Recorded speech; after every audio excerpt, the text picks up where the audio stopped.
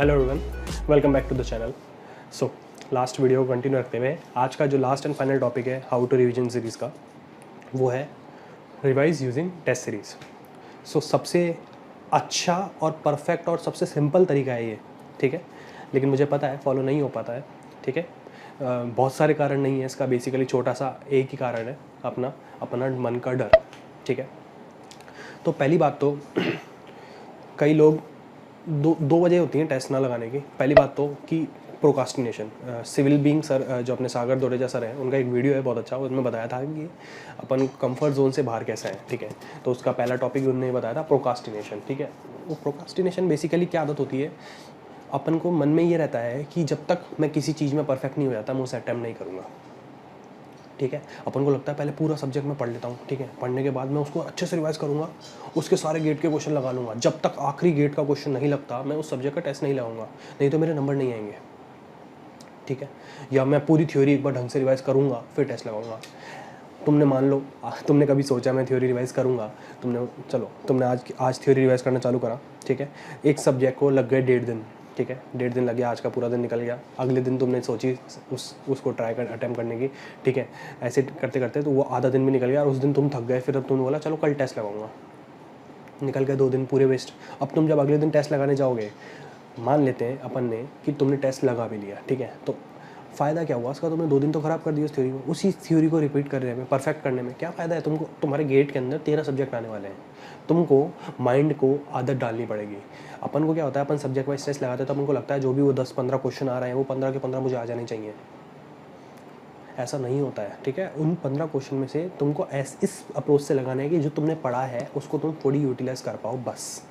Marks मुझे पता है, सब देखते हैं मार्क्स, रैंक का सबका शौक होता है, लेकिन बढ़ते ही रैंक नहीं आती है।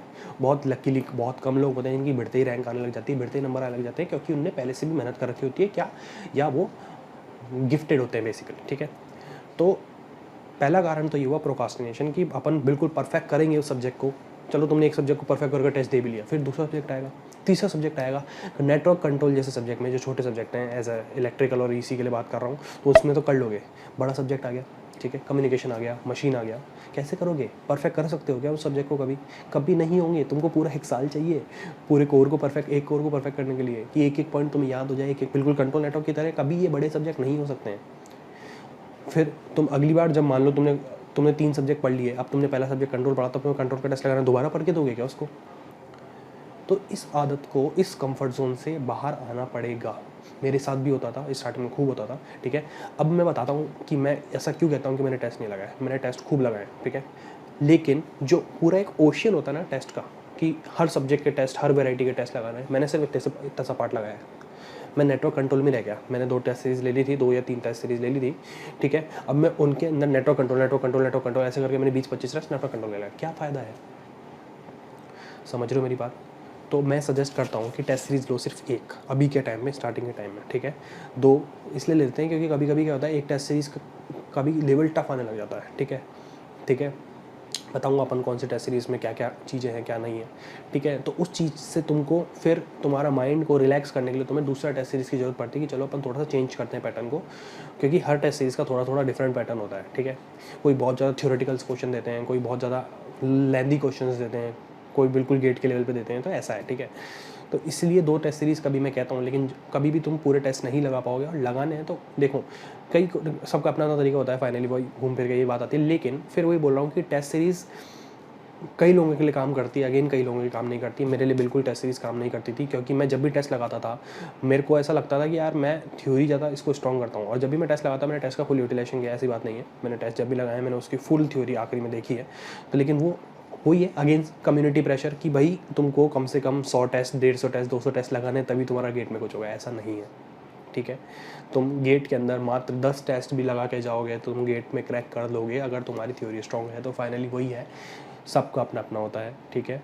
कई लोग कई सबकॉन्शियसली कई लोगों को ऐसा लगता है कि टेस्ट देने से कॉन्फिडेंस मिलता है, रैंक आती है तो वो कॉन्फिडेंस दिखता है बहुत अच्छा वाला, ठीक है। तो हाँ, माना मैंने, होता है ऐसे बात। लेकिन इसके लिए ऐसा नहीं है कि तुम 15 टेस्ट लगा रहे हो, क्योंकि ज़रूरी नहीं है गलती से तुमने 15 टेस्ट लगाए और तुमने भले ही 14 टेस्ट भी तुमने अच्छे लगा लिए होंगे, लेकिन 15वां टेस्ट तुम्हारा गलत हो गया, तुम्हारा वही अगेन जाएगा कॉन्फिडेंस। तो इस चीज़ पे डिपेंडेंट नहीं रहो, खुद पे सेल्फ डिपेंडेंट रहोगी। जो मैंने पढ़ा है वो मैंने परफेक्ट पढ़ा है, समझ में आ रही मेरी बात? ठीक है, तो पहली चीज़ तो हुई प्रोक्रास्टिनेशन। सेकंड चीज़ हुई जो इस चीज़ से निकल भी जाते हैं प्रोक्रास्टिनेशन से, उनका सेकंड आता है कि नंबर नहीं आ रहा है, ठीक है, वो डर। ठीक है, तो यार देखो, माना मैंने सबसे बड़ा डर होता है स्टूडेंट के लिए, बहुत डिप्रेसिंग टाइम होता है, कभी नंबर घट जाते हैं, मेरे लिए भी बहुत होता था। ठीक है, तो अब तो मैं ज्ञान ही दे सकता हूँ इस चीज़ के बारे में। लेकिन तुमको इस कंफर्ट जोन से बाहर निकलना पड़ेगा, उस डर से। तुम मान लो तुमने एक दिन तुम्हारे नंबर कम आ गया, तुम अगले दिन एक हफ्ते टेस्ट नहीं लगाओगे, तुम उस सब्जेक्ट को पढ़ने लग जाओगे वापस बैठ के। यार कुछ सब्जेक्ट कभी कभी देखो, हर बहुत सारे फैक्टर्स होते हैं। कभी कभी अपना माइंड काम नहीं करता है, कभी कभी ऑरा नहीं बनता है, कभी कुछ हो गया, किसी दिन गर्मी हो गई, किसी दिन अपन को नींद आ रही है। ठीक है, तो सारी चीज़ें होती हैं, इस वजह से तुम्हारे नंबर कम हो जाते हैं। ठीक है, तुमको करना क्या है, तुमको एवरेज नंबर देखने हैं बेसिकली। ठीक है, तुमको एवरेज इंप्रूव करना है। ऊपर से जब भी एक सब्जेक्ट वाइज टेस्ट दो, उसमें नंबर नहीं देखो, उसमें ये देखो कि जो तुमने पढ़ा है उसमें तुमने गलती करी है या नहीं। वो गलती पे तुम्हें दर्द होना चाहिए, बहुत दर्द होना चाहिए, बिल्कुल। मतलब मैं तो डिप्रेस हो जाता था। ठीक है, लेकिन फिर मैंने ये आदत डाली थी कि जो चीज़ नहीं आई है मैं उसको बिल्कुल ऐसे टाल देता था, बिल्कुल, कि ये चीज़ अपने कोर्स में नहीं है। कई टेस्टों में तुम्हें बहुत सारे ऐसे क्वेश्चन मिलेंगे जो अपने कोर्स में नहीं है। एमटेक लेवल के क्वेश्चन मिलते हैं, इस अकेडमी का टेस्ट दोगे उसमें एमटेक लेवल के क्वेश्चन है। ठीक है, अजीब अजीब क्वेश्चन आएंगे, चॉपर लगे हुए हैं, कन्वर्टर लगे हुए हैं। ठीक है, तो ऐसे देख के डरना नहीं है। ठीक है, अब कई बार क्या होता है टेस्ट सीरीज़ में दिखता है ना कि टॉपर्स दिखते हैं अपने। ठीक है, सोमनाथ चौरसिया को सब जानते होंगे। ठीक है यार, वो तो अलग ही आदमी था, पता नहीं क्या था। तो ऐसे दिखता है कि यार टॉपर ने क्वेश्चन कर लिया था इतनी देर में, मेरे से तो हुआ ही नहीं। ठीक है, क्या पता उनकी कोचिंग में पढ़ाया उन्हें, क्या पता वो इस अकेडमी का ही स्टूडेंट हो। समझ रहे हो मेरी बात? इस अकेडमी का स्टूडेंट होगा तो उनको वो डेफिनेटली वो सब्जेक्ट पढ़ाया होगा। क्रेटेक्स अकेडमी का स्टूडेंट होगा तो उनको वो टॉपिक पढ़ाया होगा, तभी तो उस क्वेश्चन में डाला है। समझ रहे हो मेरी बात? तुमको इफेक्टिवली ओवरऑल अपना खुद का पर्सनल देखना है कि मैं एवरेज इंप्रूव कर रहा हूँ या नहीं डे बाय डे। मेन तुमको टेस्ट के अंदर आइडेंटिफाई करना है गलतियाँ। ठीक है, तो इन सब के बाद में बिल्कुल बाद में बात करेंगे कि तुमको टेस्ट में देखना क्या है, क्या देखना है। मैं मेन बता रहा हूँ कि रिवीजन का सबसे बेस्ट तरीका है टेस्ट। इस टेस्ट को देने के लिए तुमको कंफर्ट जोन से बाहर निकलना पड़ेगा। तुम बार बार अपने दिमाग को बोलोगे कि मेरे को टेस्ट लगाना है, कुछ ही हो जाए मुझे लगाना है, तब जाके तुम थोड़े टाइम में अपने आप 5-6 टेस्ट के बाद कंफर्टेबल हो जाओगे। लेकिन इस प्रोसेस को करने का तरीका यही है कि इसको स्टेडली बिल्कुल धीरे धीरे करो और स्लो करो।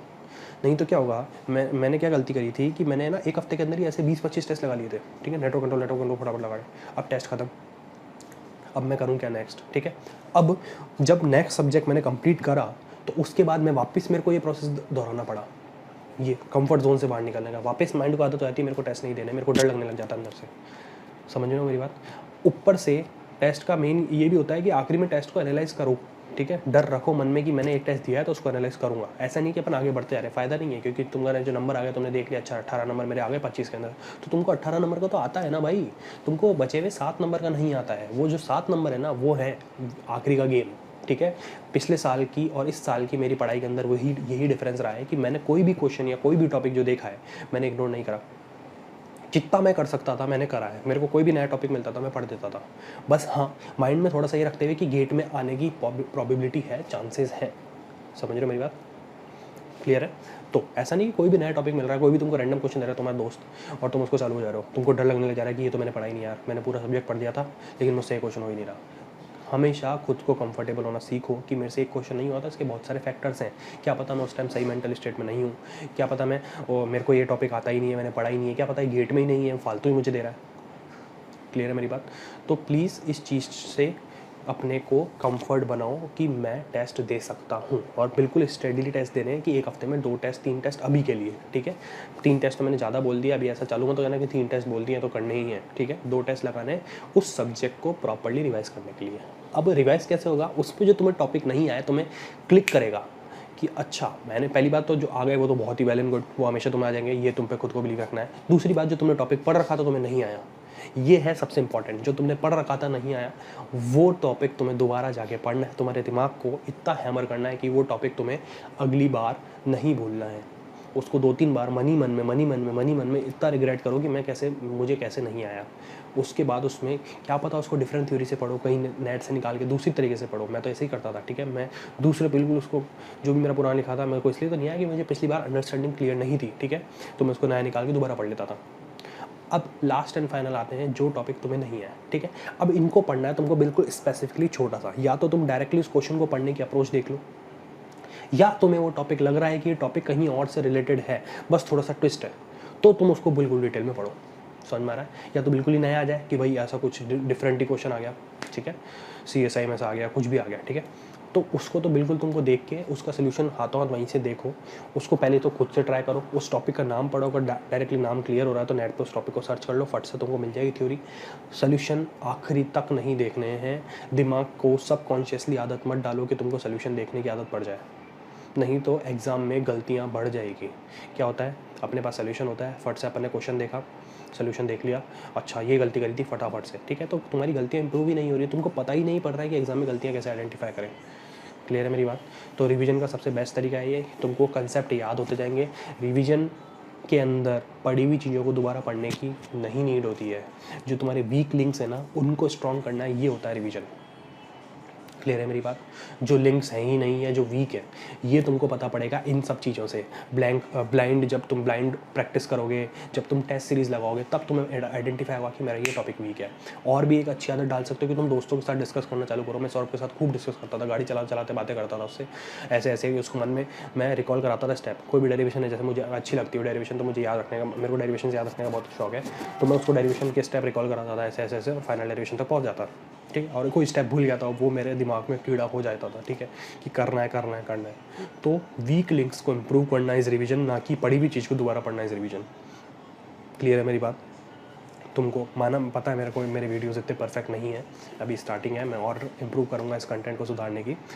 तो मिलते हैं नेक्स्ट वीडियो में, कुछ नया टॉपिक लेके आएंगे, ठीक है। कमेंट सेक्शन में अपने और भी जो डाउट्स हैं वो मुझे बता दीजिएगा, ठीक है। Thank you.